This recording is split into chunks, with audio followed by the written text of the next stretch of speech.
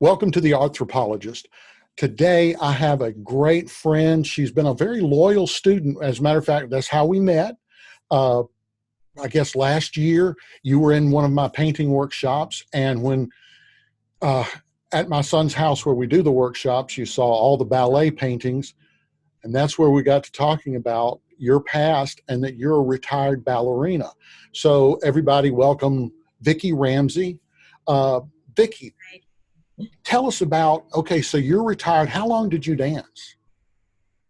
So I started, of course, when I was a little girl to get my ballet training, but I started dancing professionally at the age of 18, right out of high school, and went to Europe, and I danced. My career lasted for 22 years.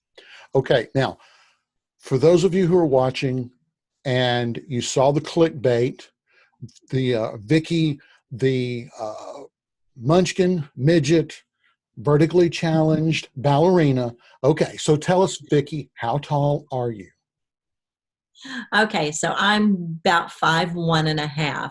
I used to always kind of fudge it a little bit and tell everybody I was 5'2", and when I had to fill out my forms and everything. But I'm 5'1.5", so I'm small. Okay, My body type is not your normal body type. It's I have short legs in relationship to my my torso, and so I'm more of a, I guess, a stocky build maybe than I am a willowy, long-legged dancer. okay. And this actually, our conversation a few days ago went in this direction because I asked you, well, first of all, did you tour just in Europe or all over the world? Well, with the companies in Europe, it was mainly Europe, and then when I came back to the States and finished out my career in the States, of course, it was all over the United States, and again back to Europe some. So basically, really, pretty much in the Western world.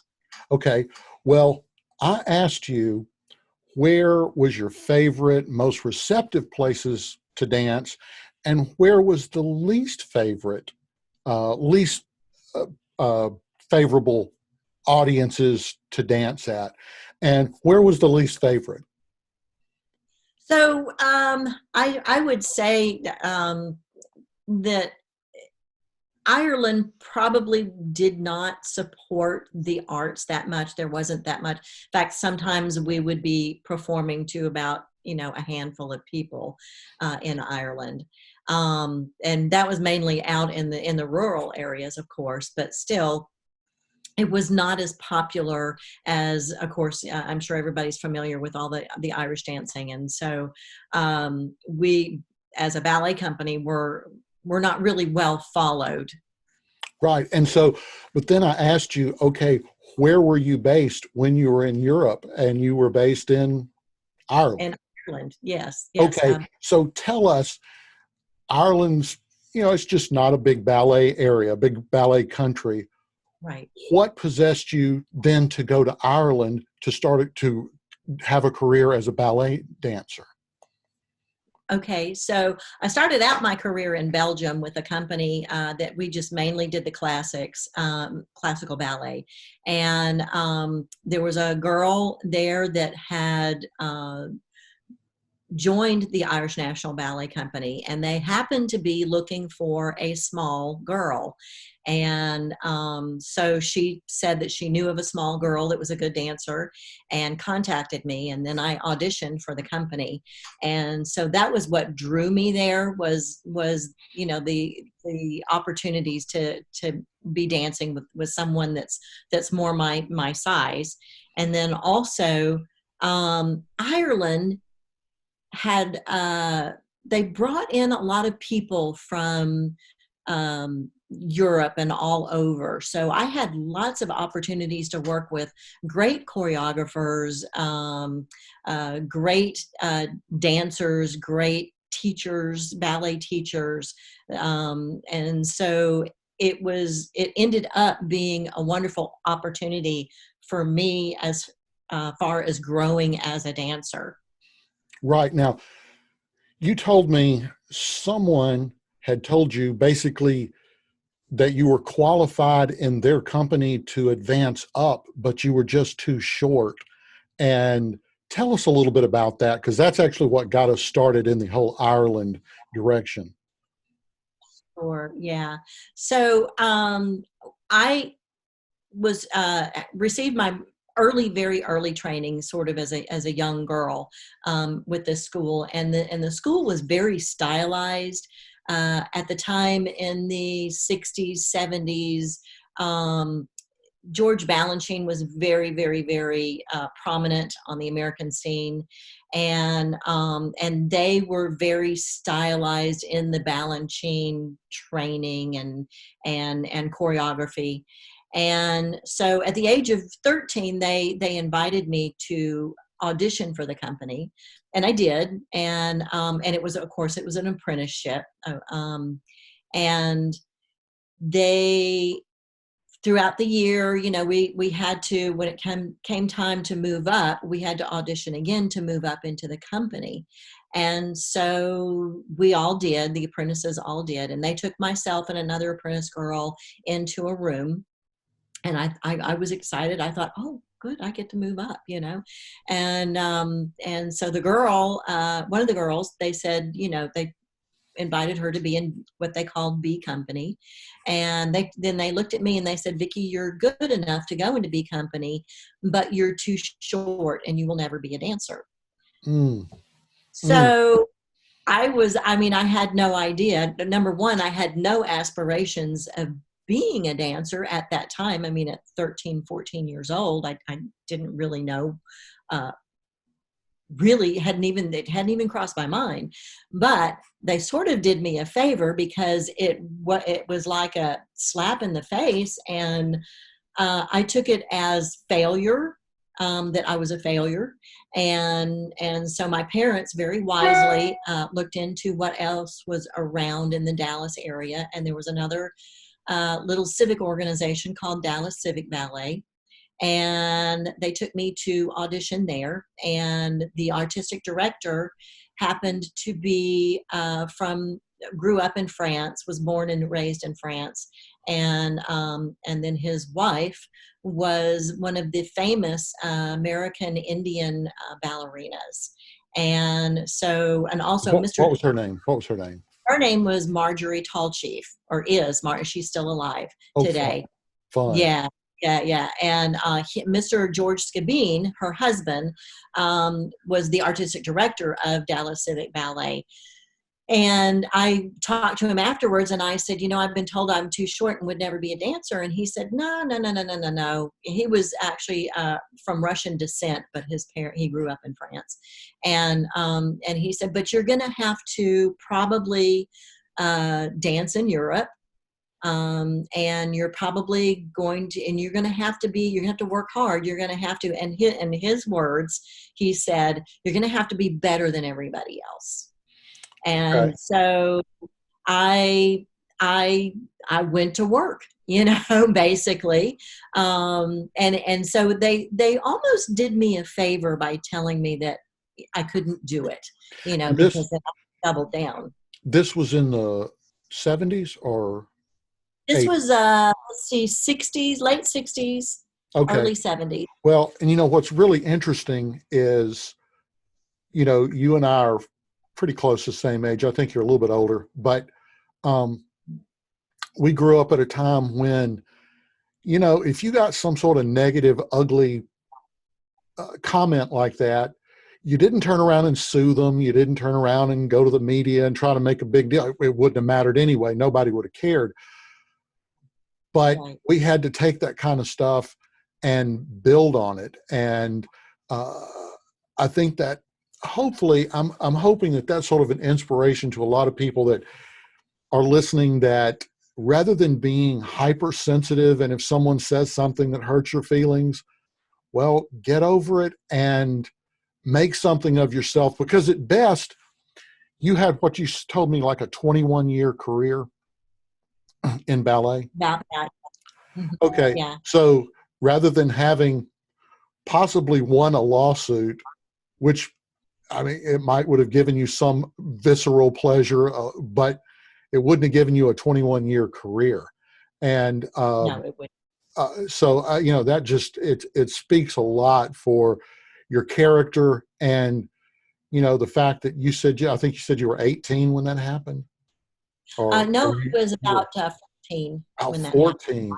Wow. So at Yeah. about 14, you just took it and said, no, I'm not going to let this alter the direction of my life. I'm actually going to strive even harder. And that's fantastic. Yeah, yeah. And at the end of the day, they did me a favor because, like I said, the school was very stylized and they only did one kind of style of dance, ballet. And when I went to Dallas Civic Ballet and was introduced to Mr. Scavine and Miss Tall Chief, that I learned that there was modern dance, there was jazz, the classics. We didn't do the classics in the other school. It was more Balanchine style. So it was very narrow. The training was very narrow there. Right. And all of a sudden I'm in this, I mean, I remember the first performances that I did with Dallas Civic Ballet. Of course, I was in the Corps de Ballet, but I was a monster in Firebird, and which was a lot of rolling around on the floor, very modern, a lot of rolling around on the floor, making ugly stuff and everything. And then conversely, we also did Les Sylphides, which is just a classic classical ballet, point shoes, long tutus, the hair, and the low bun, and so it was a big eye opener for me. And so, like I said, they did me a favor. Right. Right. Well, okay. So you traveled around, and um, because my family is heavily involved in dance, I always like to, uh, sort of have people like yourself share some of the things that uh, aren't necessarily always, I guess, talked about with young people who want to become professional dancers. What is it like to your personal life? So, you're going to be touring and traveling around a lot. How does that Right. affect interpersonal relationships, dating, things like that? Right. Well, I mean, I have to say, once you're in a company, you eat, breathe, dance, and sleep ballet, or what the company. We worked pretty much. My first company that I worked with, we would start at about 10 o'clock in the morning, and we wouldn't finish until 7 o'clock at night. Wow. That company toured a lot. So we were, I mean, I had a bag packed just about, by the door, just all the time because we were always touring. And there were about 50 dancers in the company. And so there really wasn't a lot of time for outside, what I Right. call getting to know normal people. Right. And so, really the people that I dated while I was there were pretty much dancers. Same thing when I went to Ireland, it wasn't quite as rigorous of a rehearsal schedule there, but it was still, we danced all day long.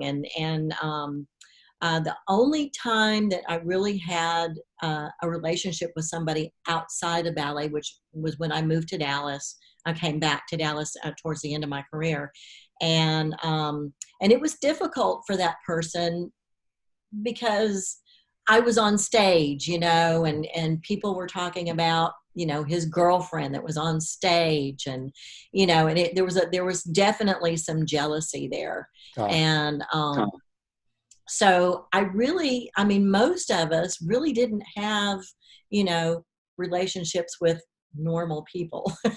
right. So, there's the glamour of being on stage, but it can also take a toll on your personal life.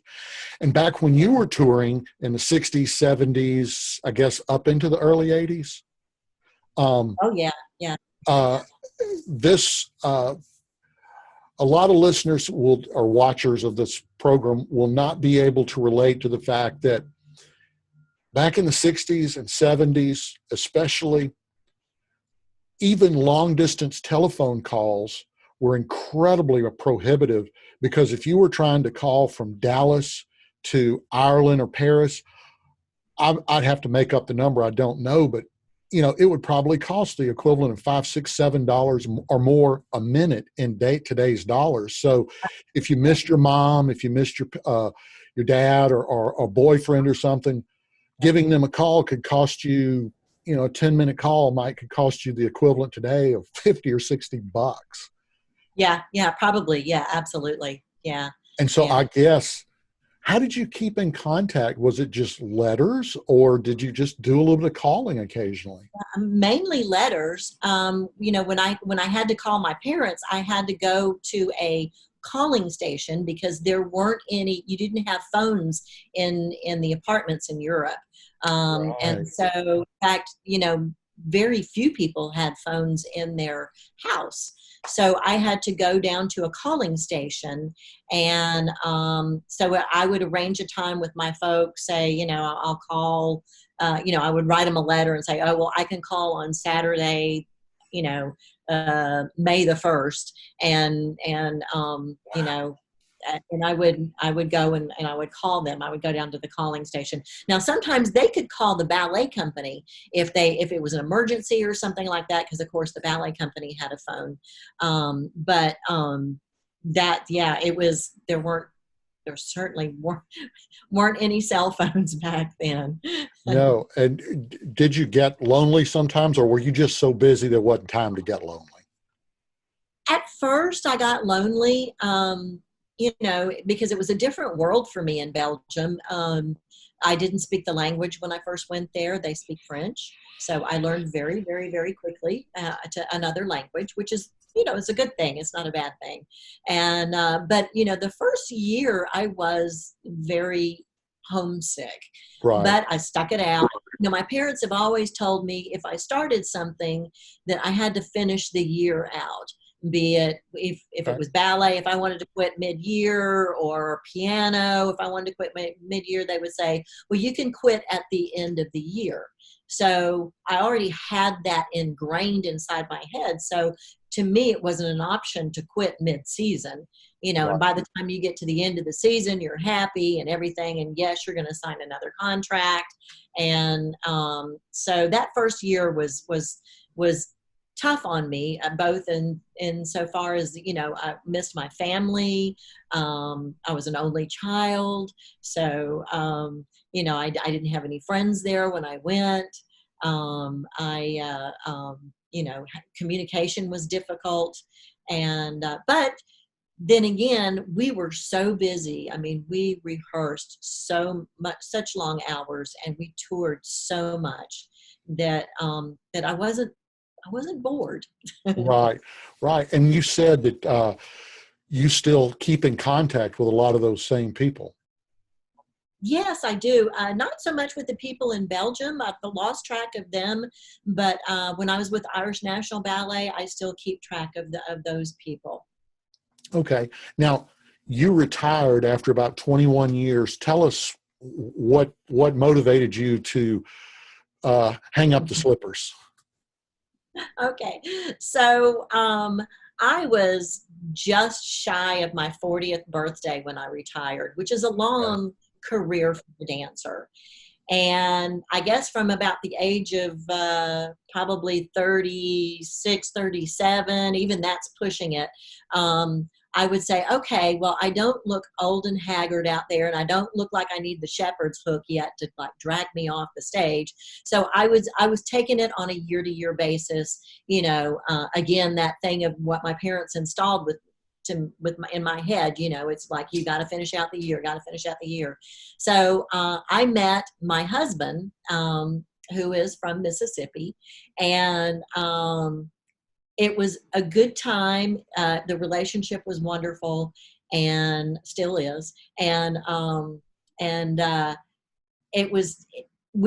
He and I had both talked about me coming to Mississippi, and getting married, and so I decided that it was a good time for me to hang them up. I was not at the bottom of my heap. I was still at the top, and still dancing well. And I always wanted to go out on a good note instead of a bad note. Right. And as fate would have it, I was vacillating on my decision. We were at the end of the season, and we had one more rep that we were going to perform. And long story short, the company folded before we were able to do that last rep. And I went, okay, there's my answer. It's time to go. you know, Right. Right. so that's how that worked. Okay. Well, uh, do you miss it? Do you miss the dance, or it's over, and that's a past part of your life? Right. Yeah. I mean, it is a past part of my life, but yeah, of course I miss it. I mean, I talked to one of my best friends that I met in Ireland. She now lives in Dallas, and she's ballet master of Texas Ballet Theater. And so I talk to her every single day. I miss the camaraderie that that you have in a ballet company, because you're in the studio together, you eat lunch together, you do so much together. And I really miss that togetherness. And of course, I miss the dancing too. I mean, Right. absolutely. I would be a liar if I say I didn't. Well, what's so interesting is that you left dance and moved into another artistic discipline of painting, which, we Yeah, can see your lovely paintings behind you. And that is very much an isolated profession, an isolated undertaking. I know, because I've been doing it for 35 years. right. So, Yeah, uh, yeah. did you like to paint and draw before? Did you know you had some talent, or? I piddled around with not painting so much, but drawing. And my mother was a very good draftsman. She could draw, and I remember she took painting at one stage when I was younger, when I was into dancing and everything. And I remembered, gosh, I'd like to do that one day, And but I was good at fixing things costume wise. Piddling around with other forms of art. And one day, actually, it was my husband. I was frustrated. I had come in, I had been teaching, I had been, I had my own Pilates business at that time, and which I enjoyed, but I was working on other people. I wasn't working on myself. Right. And my husband, I came in one time, and one day, and I was frustrated, and Alan said, well, is there anything that you've always wanted to do that you've never done? And from the depths of my soul, I'm not kidding you, it was like a voice that came out of nowhere that said, yeah, I've always wanted to learn how to paint. And I stood there a minute and kind of looked around like, who said that? And he gave me an easel and brushes that Christmas. And then, the rest is history. I went looking for lessons, and started taking art lessons with Bob Tompkins, and the rest is history. I've met you, Right. and Right. so yeah. Well, I'll tell you, we're about out of time, but before we go, I wanted you to tell everyone, so that they can come visit your website and see your paintings. What's your website? Okay, so it's www.victoriaramsay, and that's spelled with an AY, not an EY, .net. Okay. I'll get you to email me that, and I'll actually put it up here on the screen when we post this. Perfect. But okay, that's it. Thank you, Vicky, so much. Thank you Thank guys for watching. I'm Bill Wilson, and I'm the Arthropologist. you. If you've enjoyed this episode of The Arthropologist, please hit the like button. And if you'd like to see more episodes like this, think about subscribing. I'm Bill Wilson, and I'm the Arthropologist.